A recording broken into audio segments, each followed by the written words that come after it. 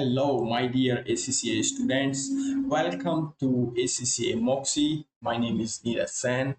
This chapter is very basic. Okay, this is the first chapter in financial management, and I'm gonna start the first chapter with the finance management function. Okay, so first you need to understand what is mean by the function. Okay, so function means the in case of financial management, the function means there are three functions of financial management. The three functions are FDI. Okay, so first is financing, this is dividend, and this is investment. So these are the three functions, these are the three decisions that a financial manager should have to take when they manage the finance. Before we move ahead, let's understand what is mean by the financial management. Okay, what do you mean by management? So managing means so I will give you one example that is very relevant. So if you are working in an organization, so you can understand that. So manager, what the manager do? Manager actually manage the team. Okay, so manager actually manage the team. If the team face any difficulty, then the manager give the directions. Okay, so manager give the directions when they face difficulties. Okay, so the manager give directions to the lower staff, and the lower staff will work, and the managers carry out the managing the team. Okay, so this is called the management. Okay, so in case of financial management, the what the financial manager do, he manage the finance. Okay, so that is mean by the financial management. It means the managing the finance. Okay, it means the managing the finance. Okay, so financial management means managing the finance. Okay, so you can say that the acquisition and deployment of financial resources. Okay, the acquisition and deployment. Acquisition means the getting the money. Okay, getting the money, or you can say the finance. Okay, and deployment means spending or investing. Okay, spending or investing the money. Okay, or finance. Okay, so it means that when you get the money, so the cash you will receive, so this is the positive cash flow. You will get the money when you acquire the finance. Okay, but when you deploy, it means spend or invest. When you spend or invest, you spend the cash. Okay, so the cash flow will be negative, but in this case the cash flow will come to you, but in this case the cash flow goes out from your pocket. Okay, so and acquisition deployment of financial resources. So the financial resources is like cash, loan. Okay, so these are the financial resources, the money that is the, or you can say the financial instrument, like debt or equity. Okay, so these are the financial resources. So these financial resources, you have to manage. These financial resources you have to manage to achieve the key objectives. And what are the key objective? The objective of the financial management, the objective of the financial management is maximization of shareholder wealth. You should remember this term very carefully. Okay, so you should remember this term in the whole financial management. So whenever you think about financial management, you should remember that our primary aim, the objective. Okay, our key objective or aim is maximization of shareholder wealth. So now I will teach you what is mean by maximization of shareholder wealth. So you know that what is shareholder? Shareholders are the owners. Who are the owners? The shareholders are the owners. Okay, so and shareholders give money give money to business. Okay, so put money in the business. Shareholders put money in the business, so they are the owners, and the directors work on behalf of the shareholders, and directors work on behalf of shareholders, and they act, and directors actually running the company, and shareholders only give the money. Okay, and directors run the business. Okay, so your purpose as a financial manager is maximization of shareholder wealth. Maximization means increase the wealth of shareholder wealth. So you have to increase the wealth of shareholders. So how can you increase the shareholder wealth? You can increase the shareholder wealth by taking these three decisions wisely. Okay, so what are these three decisions? These three decisions are financial management function. Okay, so I already told you these are the financial management functions, and these three decisions you have to take very carefully in order to maximize the shareholder wealth. Okay, so this is the financing, investment, and dividend. Okay, so a financial manager should take decision about the investment. So he has to think about where to invest. Okay, so where you can invest so that you get higher return. Okay, so where you can invest so that you can get higher return. Okay, so you have to understand that in this chapter, this is the separate chapter, the investment appraisal. So in this chapter, you will understand how you can take the decision of investing where. So you have the options A, B, and C like this, and you have the options. So you have the money and you have the options, three different, or you can say 4 5 options where you can invest. So you will invest where you will get higher return. So for that you have to do so many calculations, and some of the principles you have to keep in mind. So this is the investment decision that a financial manager has to take. Okay, so next is the financing. So a business needs money. Okay, a business needs money. Everyone needs money for their you need money for your food, house, and traveling expense, and anything else. Okay, so likewise in the business you need money for purchasing the raw material, then you paying the staff the salary, and then when you sell, then you have to incur additional cost of selling. So for all these things you need money. Okay, so how can you get the money? How can you get money? So you can get money by bank, you can get money from shareholders. Okay, so you can get money by shareholders, you can get money by bank, or you can get money by debt holders. Okay, so you know that who is debt holders and shareholders.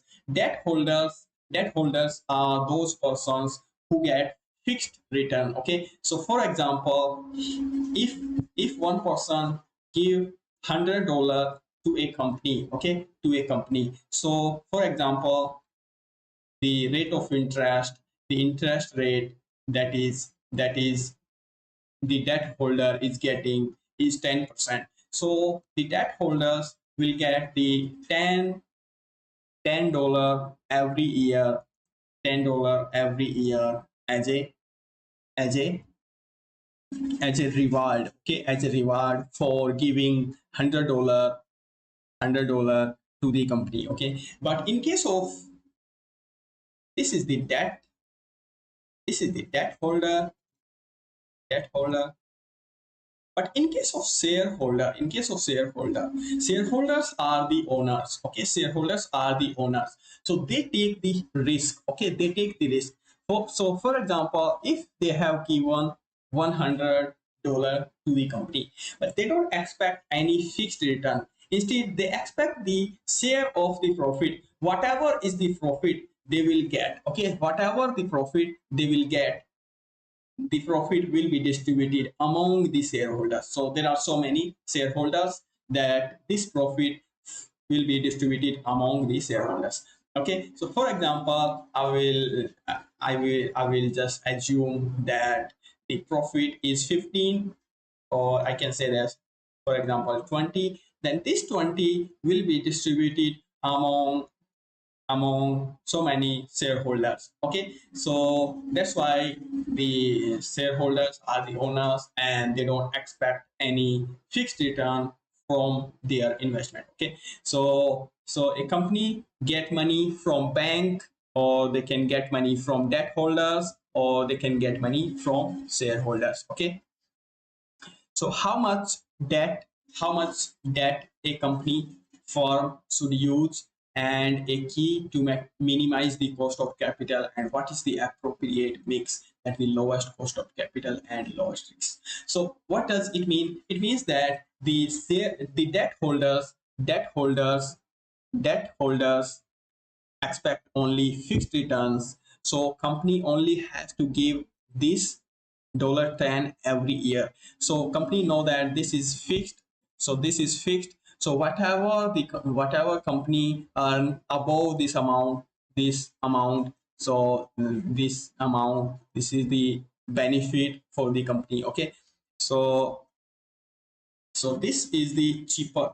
So this is cheaper for company because company only has to pay the fixed $10 to the debt holders.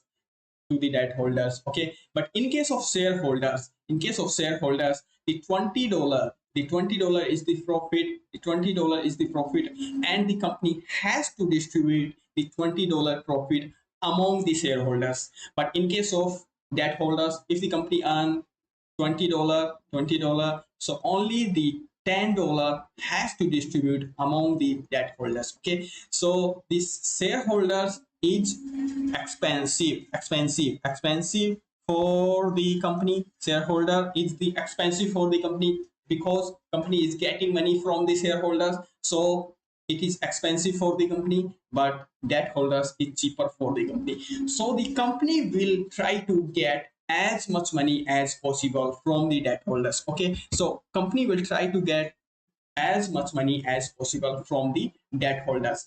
But what is the problem? When the company gets so much money from the debt holders, the fixed return, so company has to pay the fixed amount every year. So for example, if you are struggling, if you for example, I will give you the best example in this case. For example, your salary is fixed, like for example 100,000. Okay, 100,000 per month. But you are paying the rent 300. Okay, 300 $300 per month. Okay, so your salary is 1,000, but you are paying $300 as a rent, so you are left with 700. But in case of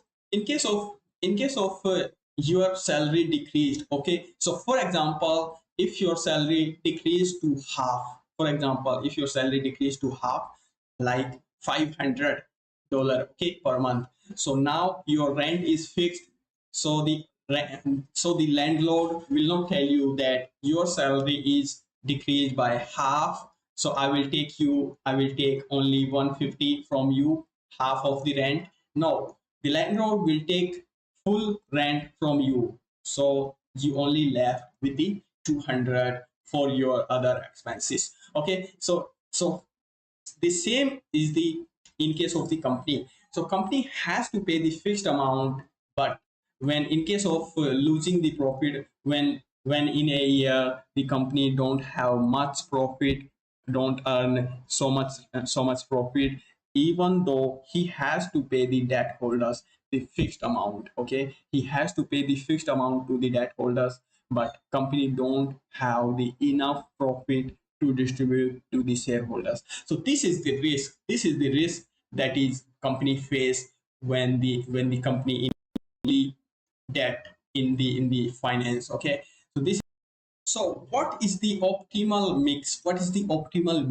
how much debt you have to take and how much you have to take from the shareholders. Okay, so the mix, appropriate mix, so this mix you have to calculate, and this mix you have to understand in the different chapter, and we will understand what is the appropriate mix for getting the finance where there is lowest cost of capital. So next is dividend. So this is another different chapter, that is dividend policy. Okay, so a finance manager has to has to understand how much, has to analyze how much he has to distribute, and how much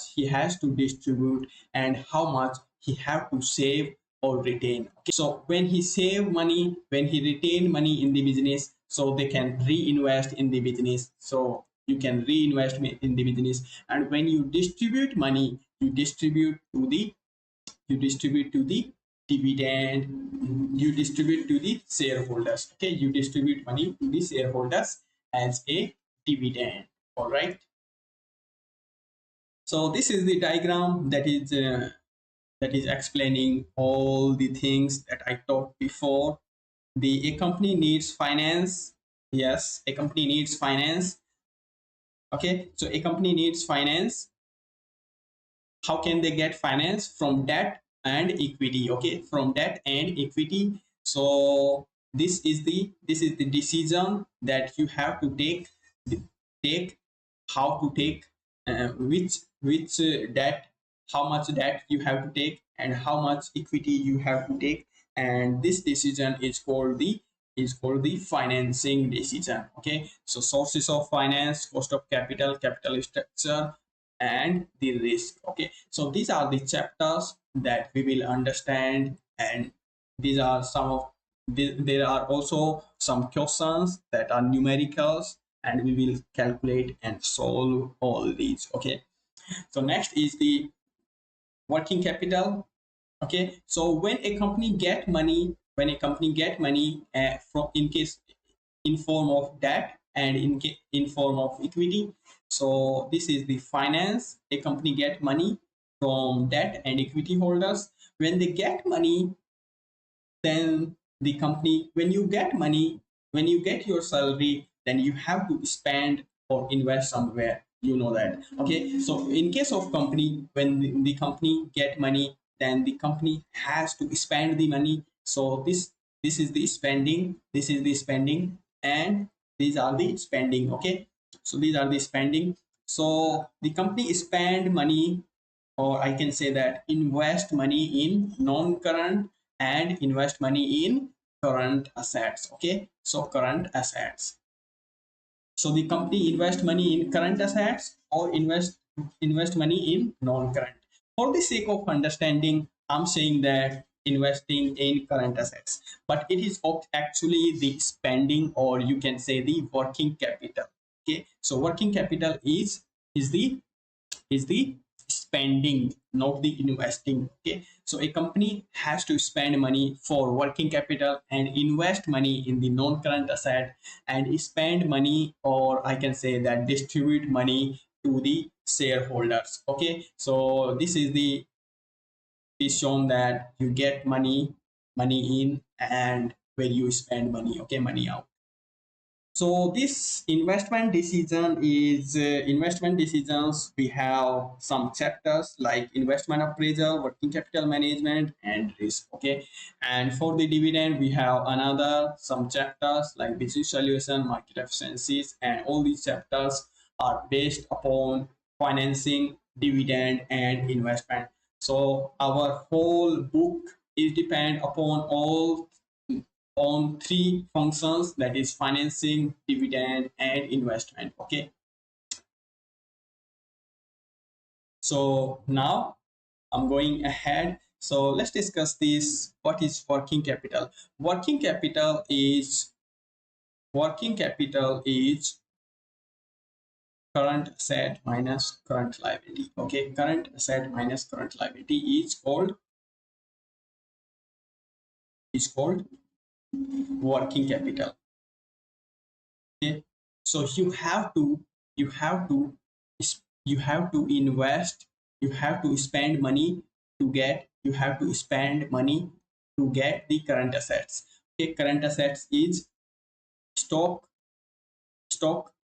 So if a company is a manufacturing company for clothes, so he has to buy the material like raw material of the fabric. He has to buy, and that is the stock, and that stock is called the current assets, because that stock the company has to make the finished product and has to sell within 1 year. Okay, so this is the current assets. Another example of current asset is cash.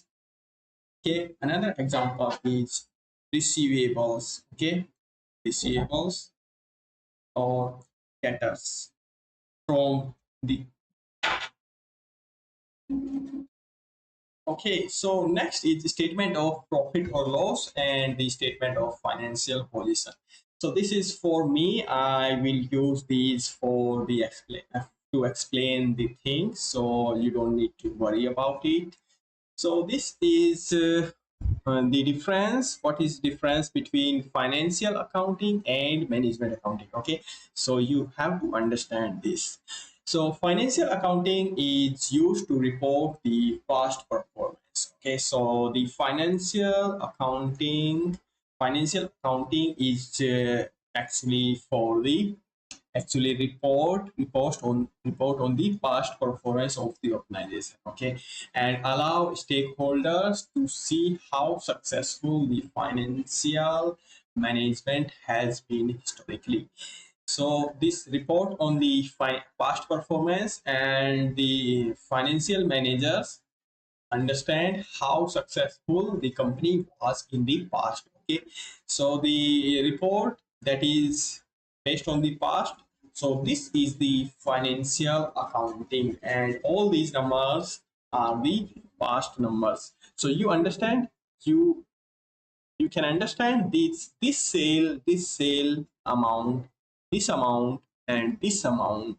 Okay, so this is the year end 31st May 20x6. This is current year and this is past year. Okay, so this is the current year 31st March 20x6.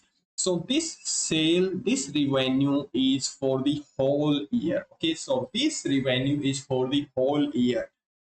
It is not, this revenue is not for the today, this amount is not the today sale, this revenue is the revenue for the whole year. Okay, so this is the past data. Okay, and this cost is also the past cost, and this gross profit and all these figures are past cost. Okay, past the financial accountant prepare the statement of financial position and the statement of profit and loss. Okay, so this is the role of financial accountant. Okay, and the management accounting provide current and the forecast information, and this financial accounting provide information based on the past data. Okay, past data provide information based on past data, and information based on current current and future data. Okay, so the management accountant generally involves in three different activities. These are planning, decision making, and control. So first you have to plan. Okay, first you have to plan that where the business would like to be, where the business would like to be. Okay, so you can plan like budget. So budget is for the future, and you have to plan the budget. Okay, so this is the example. And for the decision making, so making decision at the business where it is now, and decide on how to achieve the plan. So decision making is about how you can achieve the plan. You made a plan, and then now you decide how to achieve the plan. Okay, now you will decide how to achieve the plan. And next is the control. Once you decided how to achieve, then you implement, your decision. Okay, then you implement your decision, and your whether your plan is actually fulfilled, whether you made that plan is actually achieved.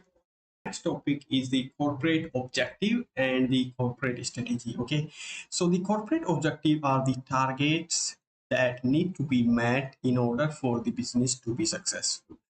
Okay, so if you want to be successful and wants to achieve the overall mission, so you have to met your targets. Okay, so I will explain this by using this beautiful diagram that is given in your books. So corporate objectives are target what the organization is trying to achieve. Okay, so this corporate objective is divided into two parts, that is commercial and financial. Okay, and when you achieve the target, that is objective, when you achieve the target, then you will achieve your goal and your mission. Okay, so once you achieve your target, then you achieve your goal and the mission. Okay, that is written here. These objectives, the corporate objective, that is commercial and financial, cover the whole organization and include commercial and financial. Okay, so the commercial objective is like how do we sell more, okay, how do we sell more. Okay, so the our objective as a commercial objective is how can we sell more. So how can we sell more? If we have the higher market share, so we can easily sell more and our commercial objectives will be met. If our growth in the market is higher, then we can easily sell more, and if our customer is satisfied, then we can easily sell more to the customers. Okay, so that is our commercial objective. Next is financial objective. So financial objectives are generally three here, that is the wealth maximization of shareholders, shareholder wealth maximization, profit maximization, and earning per share. Okay, so the first is the shareholder wealth maximization.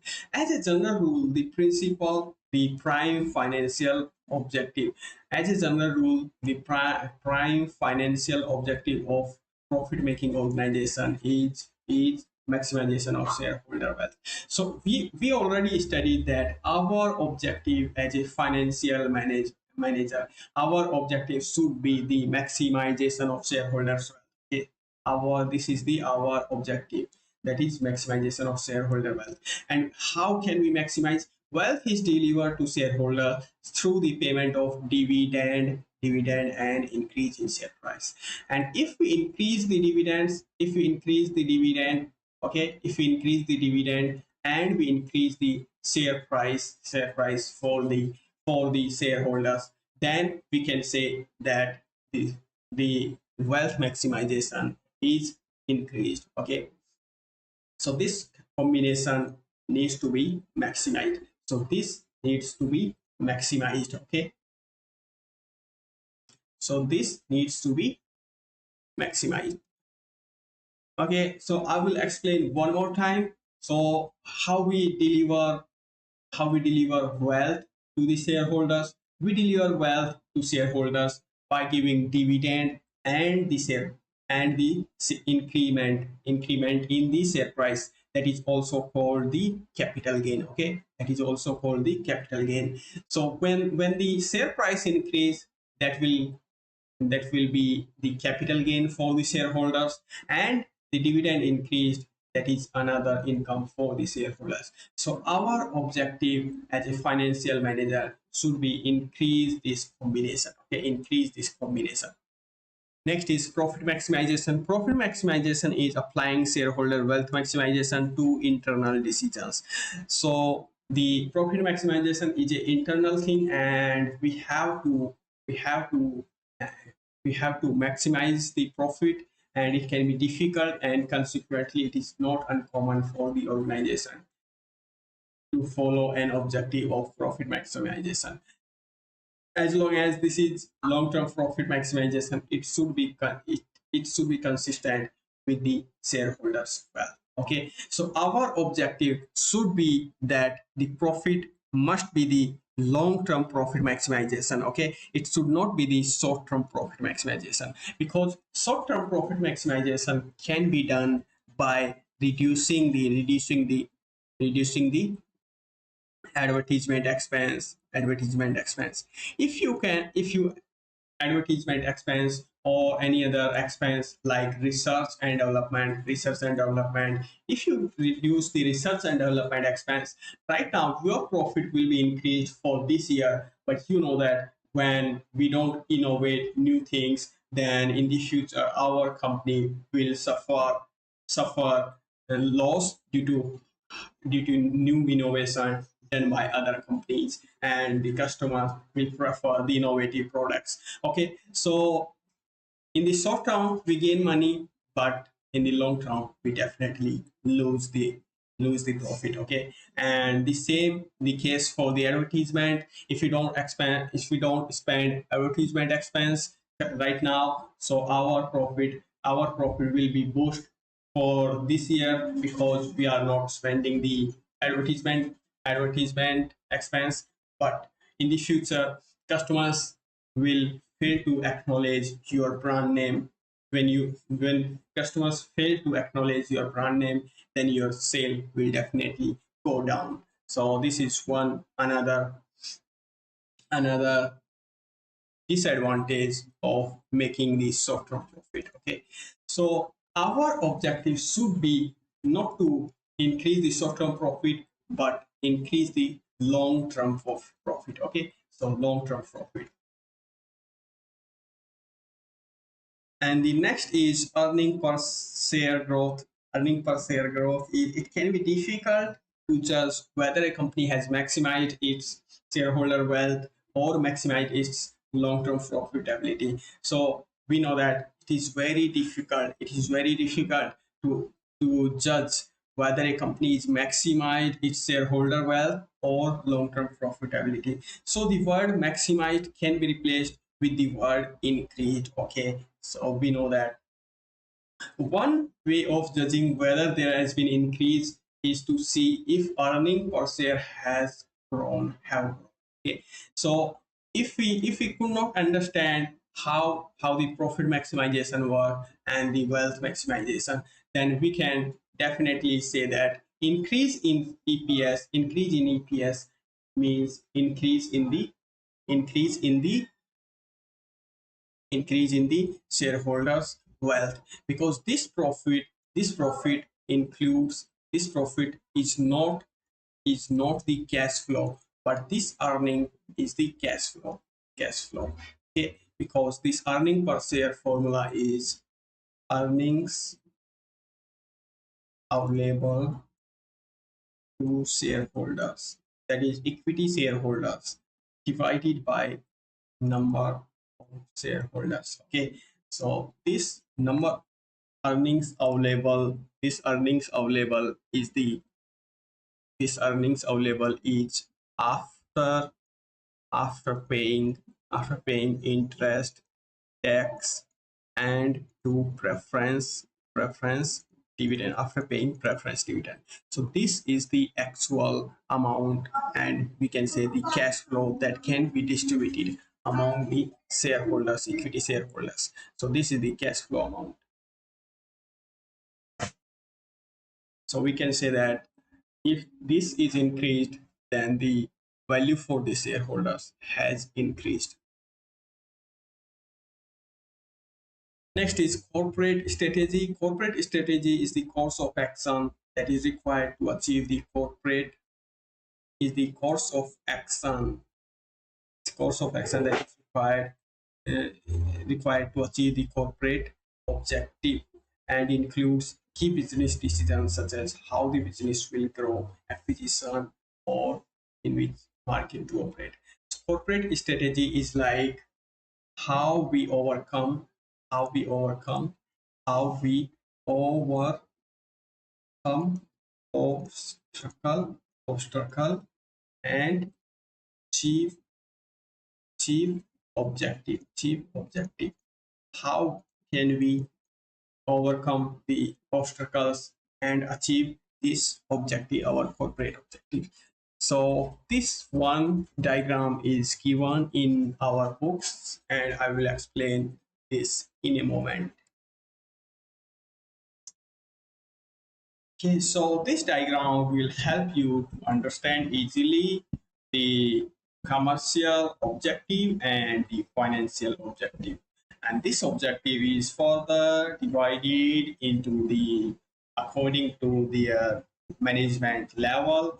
So this is corporate level, business level, and operational level. I will explain this later on. Okay, and the this objective is we have to make a strategy in order to achieve this objective. Okay, so this is the strategy that we will consider in order to achieve the target. Okay, so now the overall mission. So what is mission? Mission is why do we exist? So what is the why do we exist? What we do, what we do. Okay, and the goal is where do we want to get, and the objective or target is objective and target is what organization wants to achieve. So what you want to achieve, what you want to achieve, what you want to achieve, that is objective or target. And in order to achieve that objective target, we have to make a strategy, and strategy is how we overcome obstacle and achieve objective or target. Okay, so and this objective and target is further divided into commercial objective and financial objective. So commercial objective is how do we sell more? How do we sell more? How do we sell more? How do we sell more? Financial is how do we maximize the money? How do we maximize the money? Okay, so that is mean what is mean by that commercial and financial. So okay, so in the commercial objective, we have to understand that there are three levels, that are corporate levels, business level, and operational levels. Or I can say that this is top level, middle level, or operational level, or I can say this lower level. Okay, and this is these levels divide the company, or you can say they divide the people based on their job roles. Okay, so the top level management is like take take decisions for 5 to 10 years. Okay, so these top level management people take decisions for which is a strategic decisions, which are strategic decisions, and which are generally for the 5 to 10 years. Okay, and the people involved in this, it's like CEO, CFO, and directors. Okay, and the middle level management is take decision for short term, like any decision that is for 1 to 5 years up to. And who take these decisions? These decisions are taken by the head of department. Okay, and the other is operational level, that is day to day, day to day, day to day management decisions.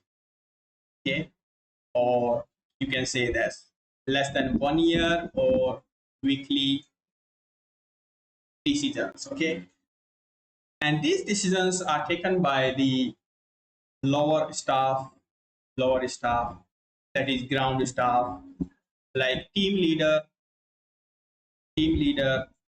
generally take these decisions. Okay, so the first is expand into the new market. If you want to expand into the new market, so these decisions are generally very strategic, and these decisions are taken by the top level management like CEO, CFO, and directors. Okay, and the another is the acquisition of new premises or equipment.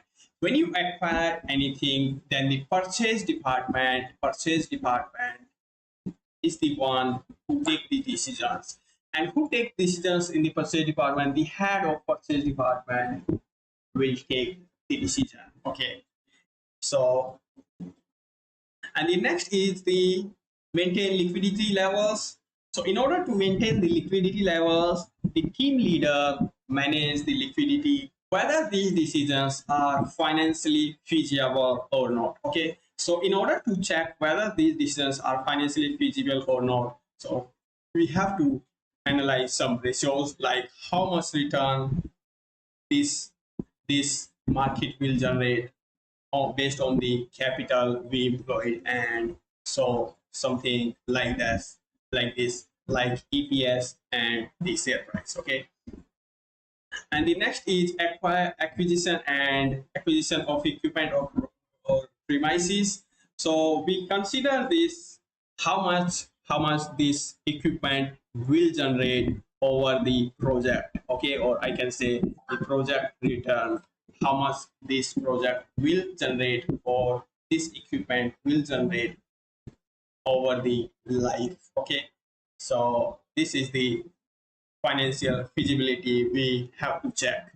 And the next is maintain liquidity. So in order to maintain liquidity, we have to check the cash level and receivable days. Okay, so if our receivable days are higher, so we have to reduce our receivable days and we have to collect from our debtors as soon as possible. Okay, so when we collect from our debtors for as soon as possible, then we will get money and our liquidity position will be improved. Okay, so for all these we have to make a strategy. So in order to expand into new market, would we will we acquire a already established business, acquire,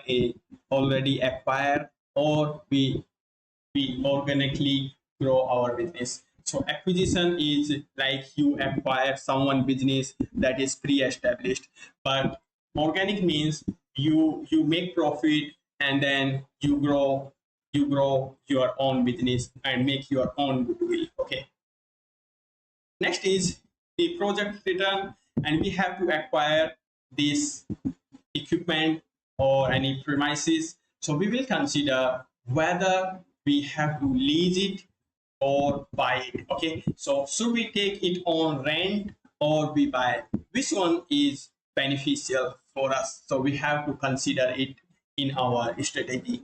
And the next is the credit or cash on delivery. So should we offer the credit to our customers, or we have to take the cash only orders from the customers? Okay, this diagram will help you to understand the commercial and financial objectives very easy manner. Okay, so next we will move on to another topic. If we want to measure the achievement of financial objective, so we have to do the ratio analysis. Okay, so ideally the calculated ratio for the business in question should be compared either historic ratios or the industry average. Okay, so when you calculate the ratio, so you have to benchmark it, or I can say that you have to compare it with the previous year, or you can compare it with the industry average ratio. Okay, so it only makes sense if you compare ratios, otherwise you cannot able to know that whether the business has improved its performance or not. Okay, so the definitions are like these are the ratios for PBIT total, and I will explain these later.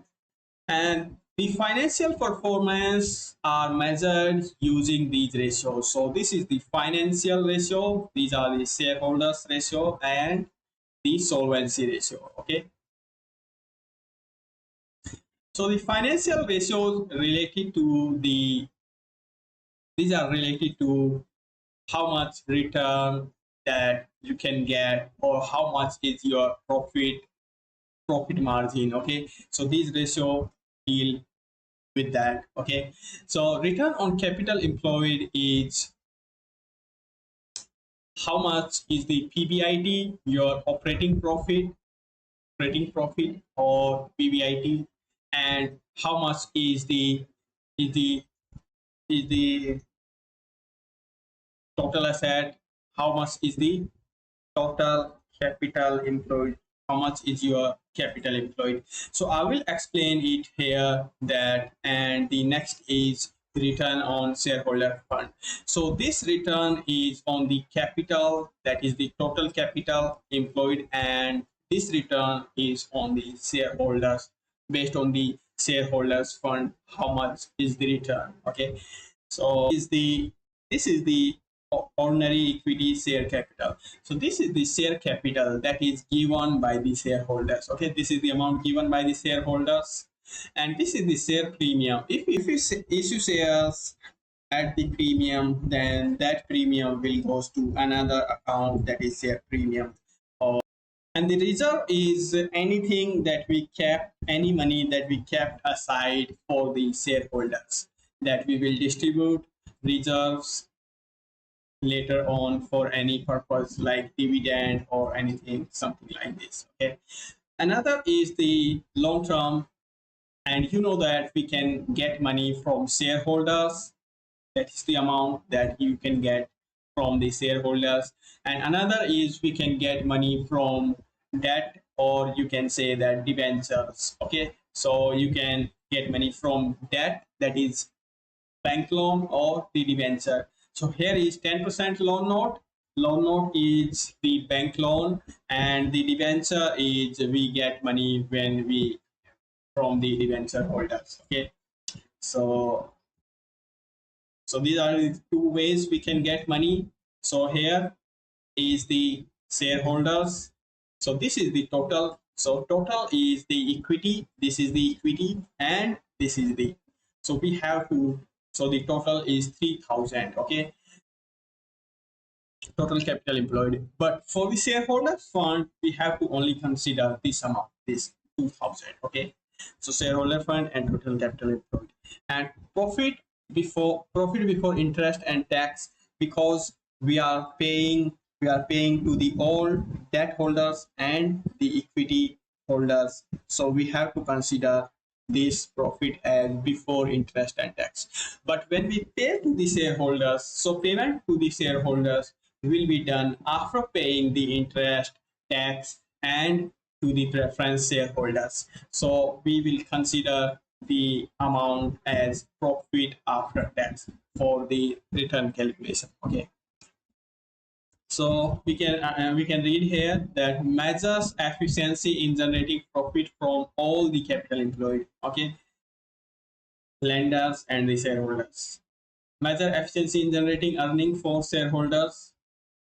Generate earning for shareholders from capital they have contributed. Yes. Okay, and the next is the gross profit margin and the net profit margin. Gross profit margin is how much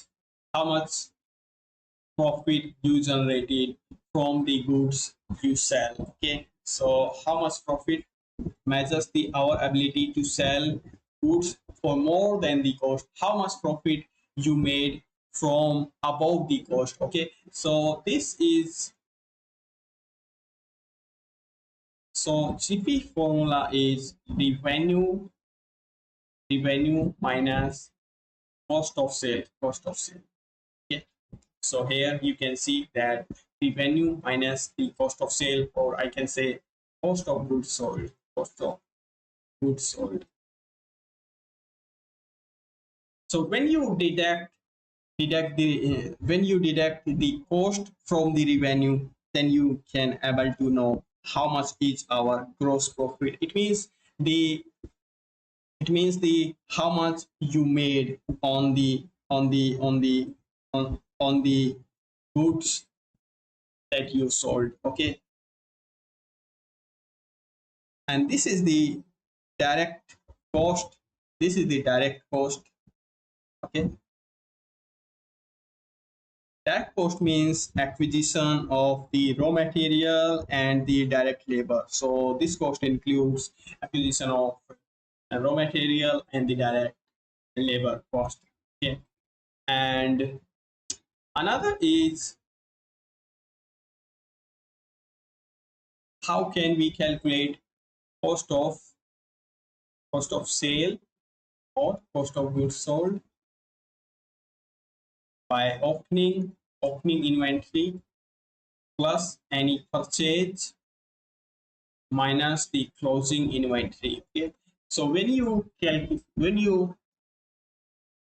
you add them and you deduct the closing stock, then you able to know how much is the cost of the goods. Okay, how much is the cost of goods that you are sold. Okay, so this is the cost of goods. So measure our ability to sell goods for more than they cost. So how much we made above the cost, that is called the gross profit margin. And the next is the net profit margin. Measure our ability to make an overall profit on the goods sold. So how much you made before profit and interest and tax. So this profit will be calculated after deducting the, this is the direct cost. So we will also consider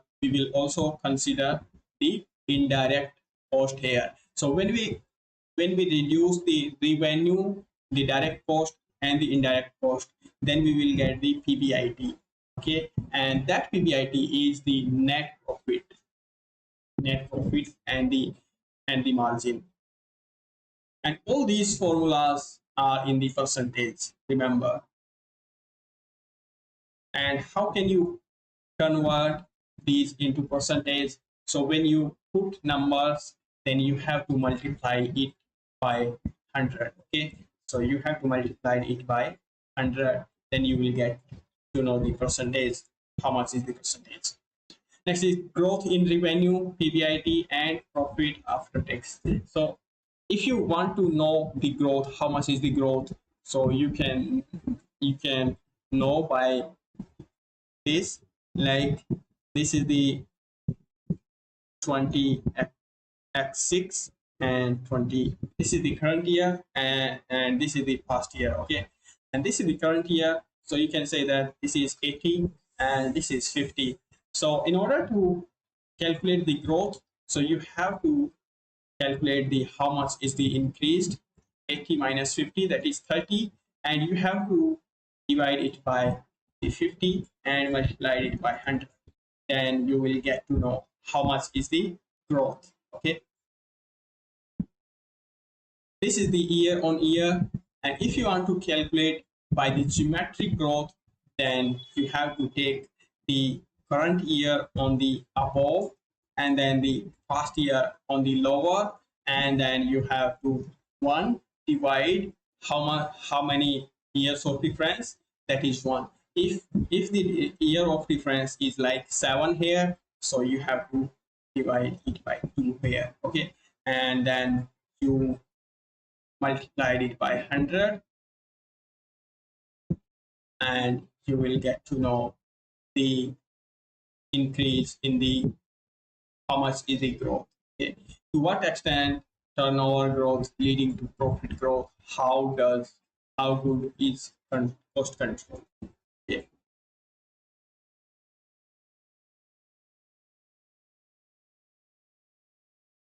Next we have some shareholders ratio. So how much is the total shareholder return? How can we calculate how much value we delivered to the shareholders? So the value we deliver to the shareholders are in the form of dividend and the capital gain. And capital gain is the difference between the price that is increased. Okay, so you have to divide it by the price of the last year, or I can say that start of the year.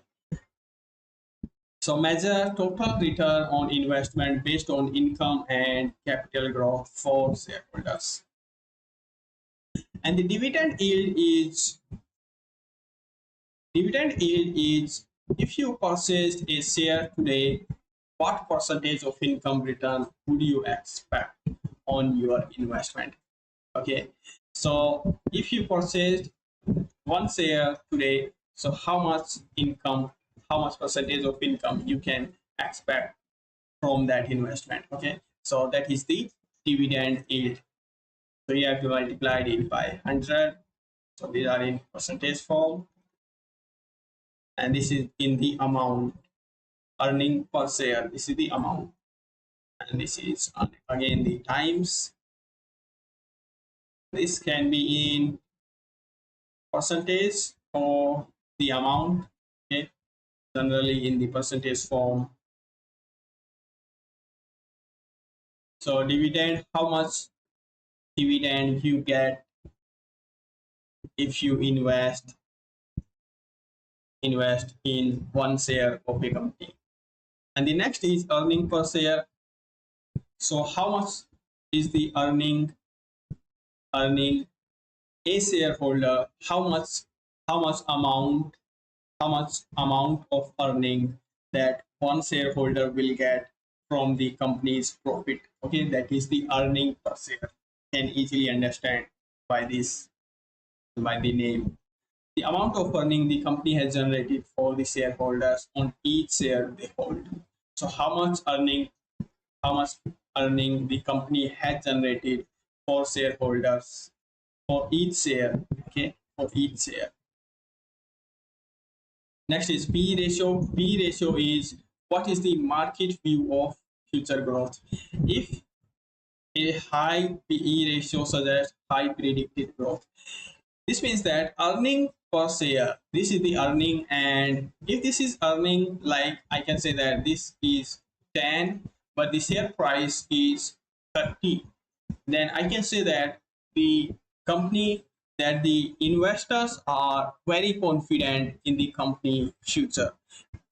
It might be because the company has very good plan for the future, and they might invest in somewhere, uh, might invest in very good projects in the near future. So that's why the shareholders want to purchase at the higher price than their earnings. So that's why the PE ratio suggests that company has a very good future. Growth in EPS and share price. So you can calculate by using the same here, like this, year on year, or geometric growth. To what extent earning growth leading to dividend growth? How does it compare to share price? Okay.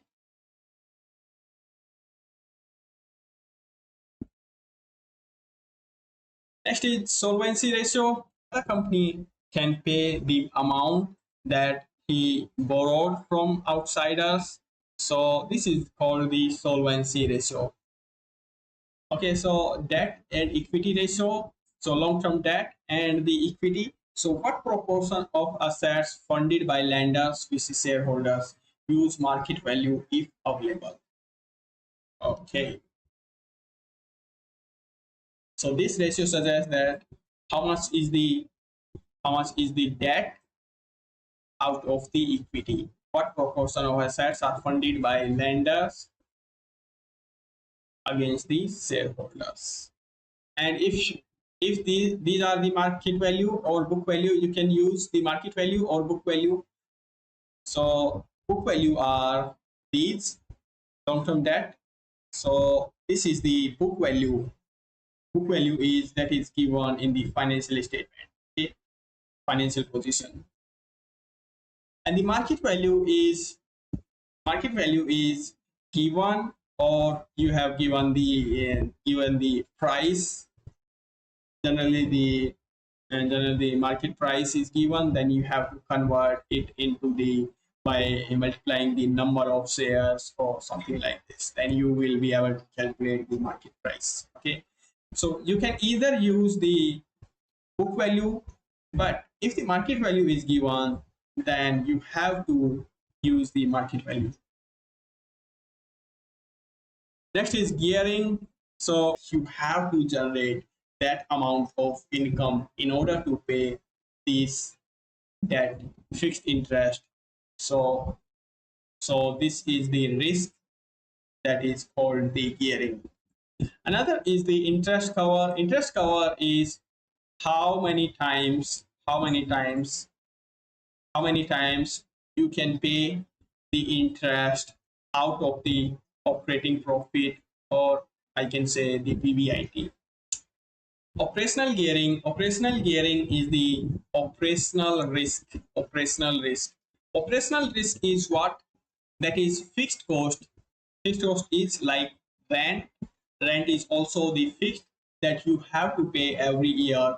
So this is called the operational gearing. But fixed interest that you have to pay to the debt holders, that is financial gearing. So rent you have to pay, that create the operational risk, because you have to generate that income in order to pay the rent. Okay, so fixed cost divided by the total cost. So how much is the risk, you can calculate by using this formula, or you can use the another one, the contribution divided by the PBIT. To what extent our cost fixed or variable? Okay, so you can calculate and analyze the performance of the business. But after you calculate, you have to compare it with the past past ratio or the industry average to in order to analyze the company performance. Okay, so this is the percentage, this is the percentage, and this is the percentage. And the stakeholders. Who is the stakeholder? Stakeholder is the individual or group or who is interested in the affairs of the company and can either affect or be affected. Either he or she can affect or be affected by the business. Okay, so that is stakeholders. So the stakeholders are divided into three parts, that are internal, external, and connected.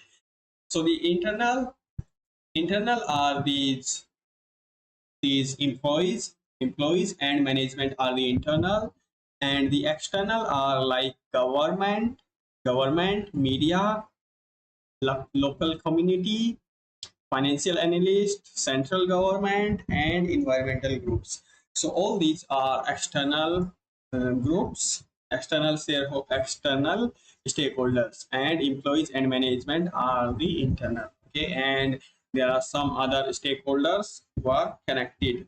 So connected stakeholders are like customers, suppliers, creditors, and distributors. So by the name, you can understand that internal means within the company. So for example, these are employees. So employees work for the company and stay within the company. Okay, so employees stay within the company, and management is also like senior employees like CEO, CFO. All these are also employees, but they manage the business. So they are internal stakeholders. Okay, and the external are like those who don't work for the company, but they are interested because they have because because like the government need taxes and media because they want to cover some news about the companies, how they perform, how their annual performance, something like this. Okay, so all these are external, and connected are customers, suppliers, and also customers are also interested in the company because they want to know how innovative the company is, because if a company is innovative, then the company will launch new product, and the customers are also curious about which product will company launch in the future. That's why they want to know about the company, about the company. Okay, so but these stakeholders are also have the conflict because of their different objectives. Because they have different objectives, so they have the conflict between them.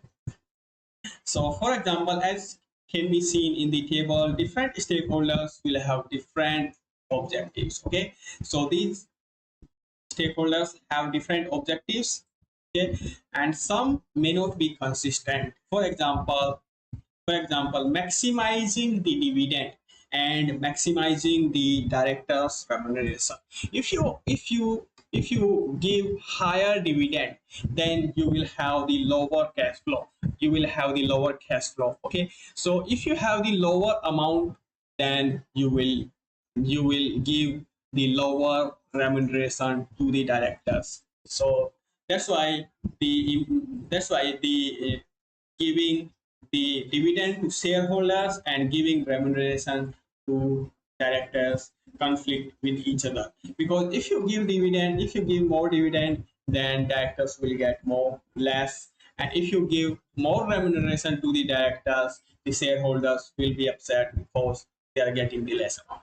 Okay, so what is the conflict, and this is the conflict, and now we are going to understand the objectives, the stakeholders. So shareholders have different objective, like share price maximization. Okay, so share price maximization. So what the shareholders want that their share price will increase in the future. So they always want that their share price will increase, because if their share price will increase, then they will get the capital gain on that. Okay, and they also want that whatever the dividend they are getting, that increase every year, so they are happy.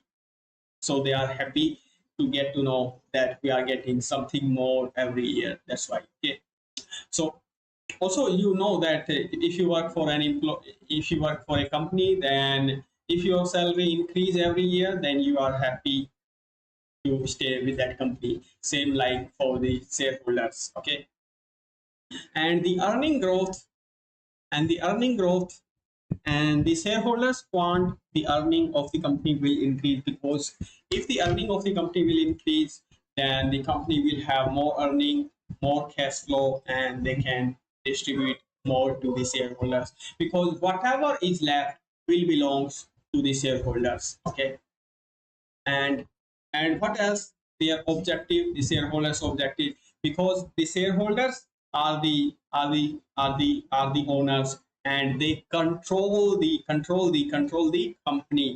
company affairs. So they want to maintain their control.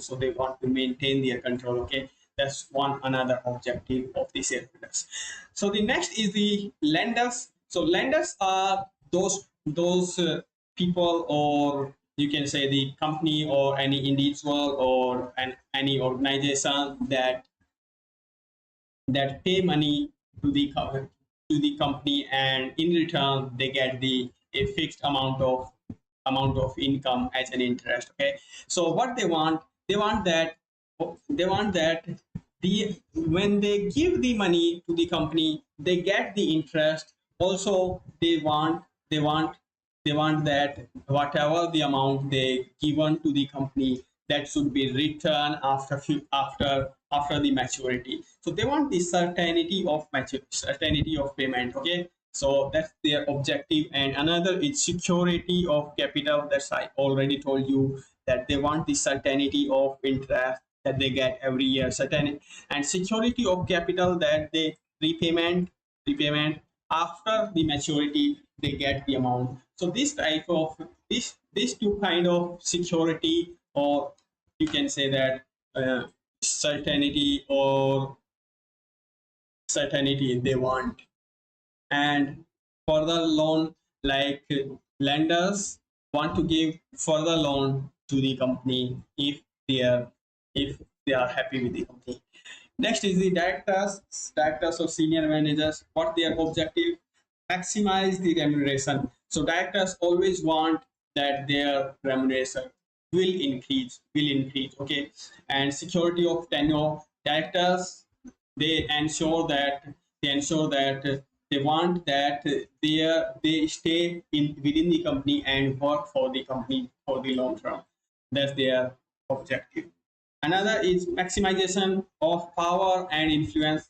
So directors are the agent and who appoint shareholders, appoint the directors, and directors run the company. So directors always want that their power and influence in the company will increase, so they better manage the company. So that's why this is their objective. Another is the employees. Why employees are interested in the company? Because they want to maximize the remuneration, because they want their maximization of remuneration. Because if you are an employee, that what you are concerned about, you are concerned about that my salary will increase every year so that I can pay my bills regularly and on time. So that's why you want to maximize your remuneration, and you ensure that my job will be secure for the future, so that there is no problem for my family. Okay. So another is career development. So they want the high remuneration, security of the secure job, and career development. Everyone wants to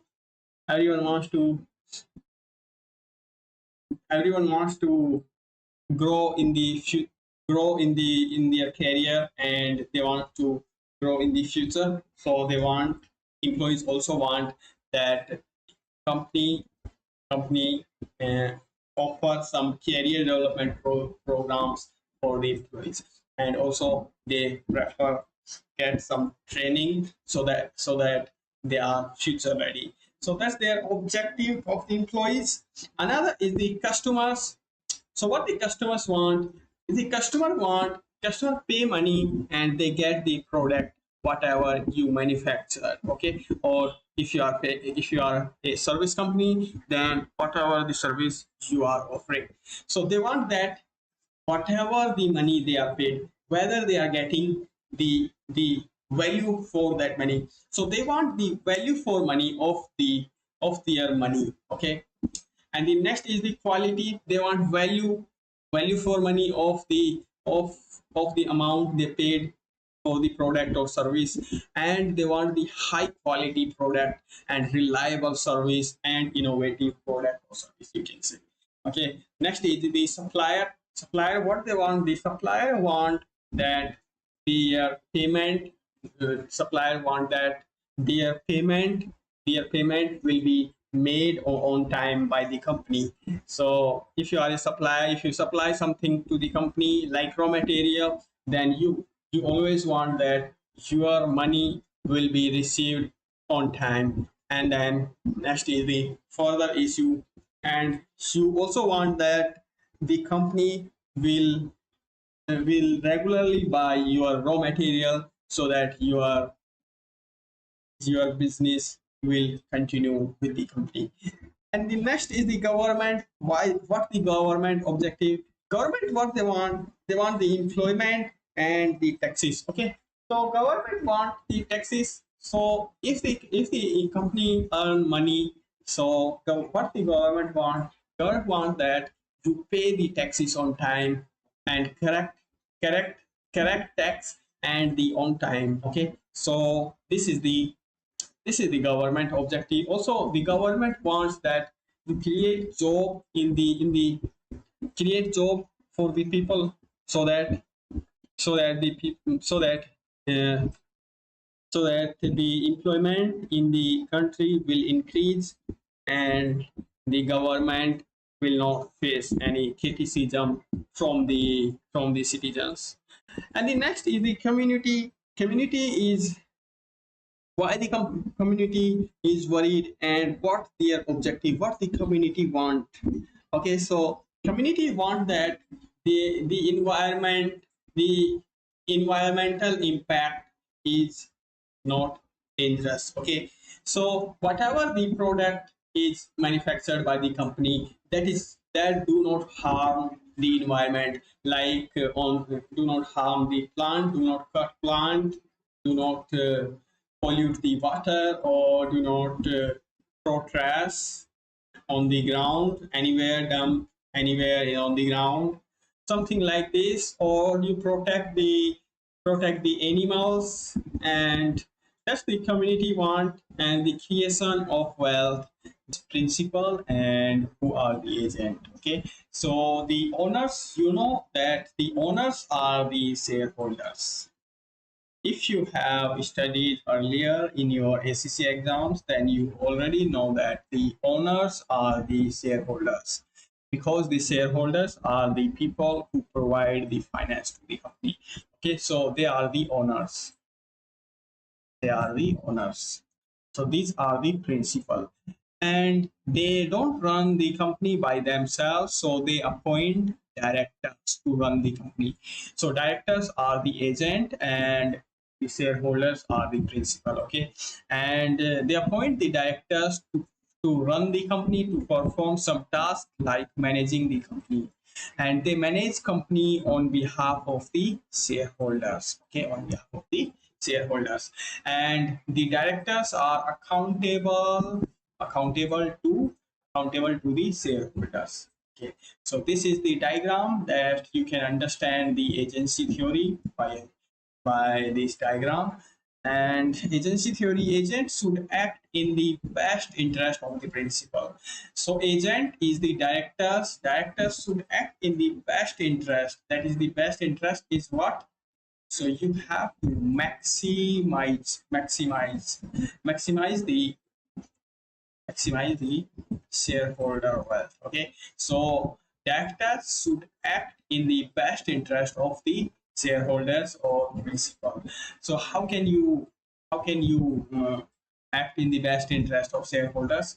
So shareholders want that their wealth is maximized, so you have to maximize their wealth. So increase in shareholder wealth and comply with the corporate governance code. Corporate governance code is principle or guideline. Principle or guideline, guideline which tells how to manage a company. Okay, so that is corporate governance. And the principal are the owners or the shareholders. Okay, and the agent are the directors or the managers. And what is the agency problem? The agency problem is that agent not act in the best interest of the of the principal, and so they try to maximize their own remuneration or profit. Okay, is increase their bonus by increasing the short-term profit. So if their bonus is depend on the profit, so they try to increase the short-term profit so that they get higher bonus. Okay, so ignore risk. So if they ignore risk while investing, which means they earn more profit. So when they earn more profit, they will get higher bonus. So that's why I am telling you that they act in the best interest of themselves, not acting in the best interest of the shareholders. Okay, so this is the problem that is called the agency problem. And how can we solve this problem? How can we solve this problem? So we can solve this problem by aligning the objective of the agent and the principal, or I can say the and the organization. So if you align the objective of agent and the organization, or you can say the principal, if you align, which means the same objective of directors and organization, if they have the same objective, then the agency problem can be solved. Okay, so how can we solve? So you can solve by using this performance related pay. Okay, so pay or bonus are usually related to size of profit. So generally, the bonus is dependent on the profit, but you can additionally use other indicators to to see whether the performance is good or bad. Okay, so to measure based on total shareholder return. So another one example for performance related pay is like you can you can you can judge the performance using the total shareholder return. If the dividend and the capital gain are increased, you can say that the shareholders will be happy, and the shareholders will be happy, and the company company objective and the directors objective are same. Also, you can say that there are some problems in that system as well. So what are these the problem? This can be encouraged that managers focus on short-term profit at the expense of the long-term profit. So if this is dividend, so you can say that if you increase the profit, you have the you will be available more profit, or I can say the more profit available, cash flow available to distribute as the dividend. So this will dividend will be higher, but you know that this is only the short term profit, and you cannot say that this is beneficial for all the shareholders and the directors. Okay, so that's why you have to consider not only one single measure. You have to consider a combination of the performance indicators to manage to judge whether the shareholders objective are aligned with the directors objective. Okay, next is the share options. Share options are given to employees, so selected employees, shareholders. uh, Share options given to selected employees, and each of which gives the right, and this option give the holder the right after a certain date, like 3 or 2 year, 4 year, 5 year, that they can subscribe the shares of the company at fixed price, and that fixed price is generally very low, and this fixed price is generally very low, and they can get the profit by the difference is the profit because they subscribe at the very low price. But if they work very hard, and this share price will be very high in the future, but they will subscribe this they will get these shares at very low. So difference is their hard work, or I can say that difference is the profit for them ultimately. So the value of a option will increase if the company is successful. If the company is successful, then the share price will increase and share price will go. Okay, but the problem is that the share price is the more powerful force than on performance that drive performance. So there are some other forces that drive the share price. It is not only the directors can work hard and they can increase the share price if they work hard. And in the it is not certain that if the directors work hard, then the share price will increase. But there are some other factors, like the sentiment in the market, or how aggressive the investors are. If the investors are not risk taker, then they would not would like to invest in the company. Okay, so if also one I can say that one of the example is, if the economy is in recession, so definitely investors will not invest in that company, and the share price will be very low. Share price also depends upon the economy, and economy is not in the hands of the directors. So this is one of the problem, that they are that directors cannot control everything. Okay, how to use a combination of performance indicators to analyze whether the directors has genuinely increased the wealth of the shareholders or not. So that's all about this agency problem and agency theory. Another way of managing the agency problem is by the corporate governance. And this corporate governance code is issued by the Financial Reporting Council. Okay, this Financial Reporting Council issue the corporate governance code. And what is corporate governance code? Corporate governance code is a system, or you can say the principle, by which principle or guideline by which the company is directed and controlled. First, this code give the directions how to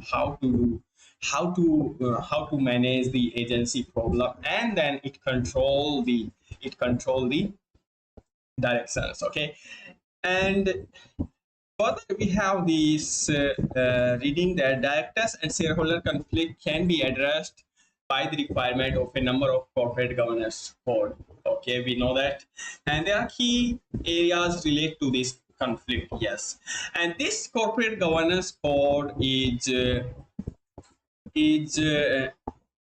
talk about some two aspects. So these two aspects are board of directors and the committee. Okay, board of directors are the group. Board of directors is the group of people who manage company. Okay, so board of directors are a group of people who manage the company, and they consist of, and who are those people? Those people are executive directors and non-executive directors. Okay, so executive directors are those directors who work within the company. Okay, within the company, they work within the company. But non-executive directors are outsider. Okay, so it tells about that the chairman and the MD. Okay, the person who conduct the board of directors meeting, those who listen to the aspect of the non-executive director side and the executive director side, that must be the different from the executive director side. Okay, that person must be independent, so to reduce the power of single individual. Yes, so chairman must not be the executive directors. Okay, that must be someone else. Okay,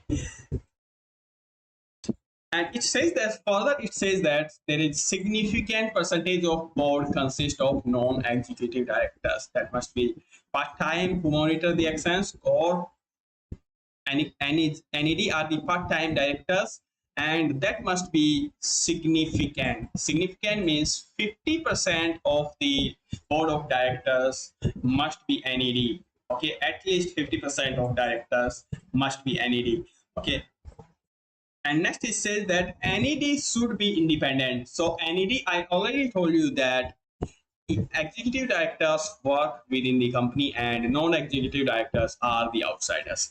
Okay, so that's why it's very important that non-executive directors should be independent. Okay, because if executive directors are if non-executive directors are from the employees or from the company inside, then I can say that he or she is not independent, because it might be possible that they have some profit related concern, so or they have the share options, so he has taken some share option, so that's why he don't take any decisions that are against the company that reduce the profit. Okay, so the non-executive directors must be outsiders and they have the at least 3-year contract. Okay, so they have the 3-year contract, and after the 3-year contract, the non-executive director should be the another different person. So one person can only be a non-executive director for 3 years. Then, and it talks about another audit committee. Committee is formed for specific task. Okay, specific task. So these committees are formed for the specific task, like if in this remuneration committee only deals with the remuneration, and this audit committee only deals with the audit related problems, and the nomination committee only deals with the nominate the people. Okay, so the nomination committee pay and incentives of executive directors set by the non-executive directors. Okay, so it says that the executive directors should not set their own remuneration or incentive. Okay, so non-executive directors should set the executive directors pay or incentive. That's pretty understandable, I can say. And the audit committee is basically the monitor the risk management process and the NED. Okay, and this audit committee should only have the non-executive directors as a member. And next is the nomination committee. Nomination committee is formed to nominate the members. Okay, so these non-executive director should nominate the executive directors. Okay, so that's all about the corporate governance code.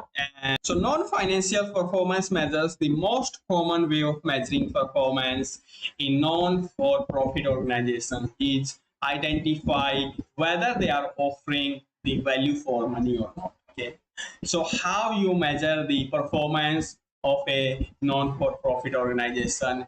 You can measure the performance of non-for-profit organization whether they are offering the value for money. So what is value for money? So value for money is defined as getting the best possible combination of service from the least resources. Okay, best possible combination of resources, best possible combination of service. Okay, from least resources. From using the least resources, you have to give the best product, best service, and which means maximizing the benefit for the lowest cost possible. Okay, so value for money can be offered if these three objectives are achieved. So if these three objectives are achieved, then I can say that value for money is delivered. Okay, so value for money involves measuring economy, efficiency, and effectiveness. Economy, you can understand economy means affordable. Okay, so it means the lowest cost, purchase of input of appropriate quality at minimum cost. So you should minimize the cost. You should buy the raw material or the your input service at the minimum cost possible, but you should not compromise on the quality. So quality must be appropriate, but you should obtain that raw material at the lowest cost possible. That is the cost per unit. So how can you measure the economy? You can measure the economy by using the cost per unit. Okay, cost per unit. And if you are providing the service, then you can say that how much is your cost per staff. Okay, cost per staff.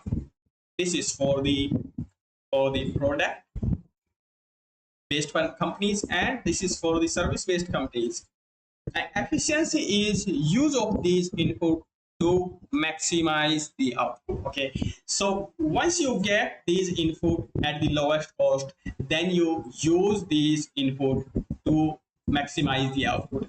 When you receive the input, then you have to produce it, and how you produce, you should take the, I mean, you take the least time taken to produce the one unit, and this time taken must be lowest, and you should produce as much as products in the lowest time possible.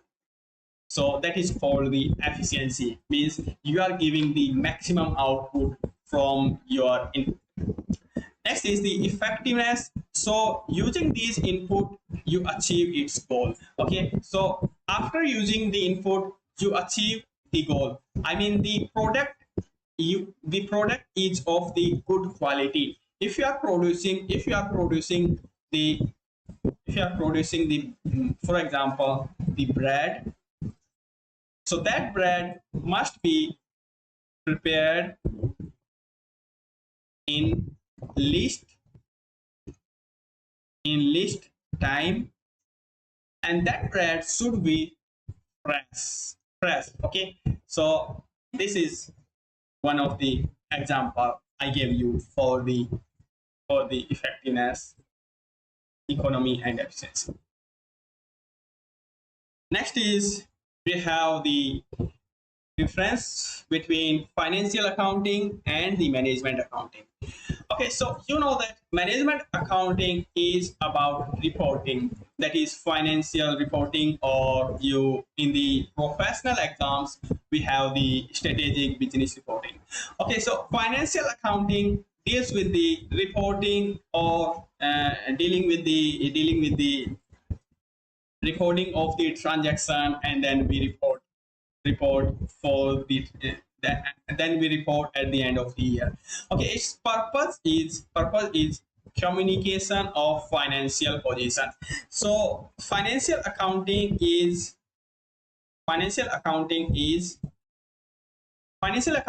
this: the statement of financial position and the statement of profit, financial position and the statement of PL. SOFP and SOPL is the financial accounting. And before we reach these numbers, we have to do so many other things like journal. We have to prepare the journal, and then we prepare the ledger, trial balance, and this statement. This is the report. Okay, and this is the whole financial accounting work.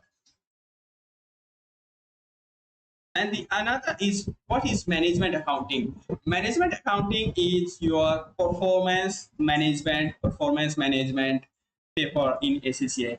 So it usually deals with the decision making, whether you buy or you lease, whether you buy a machine or you lease that machine. So which one is beneficial? So management accounting usually deals with the management or making the decision. Okay. And this is for the future, and this is for the past, use past data, and this for future decisions.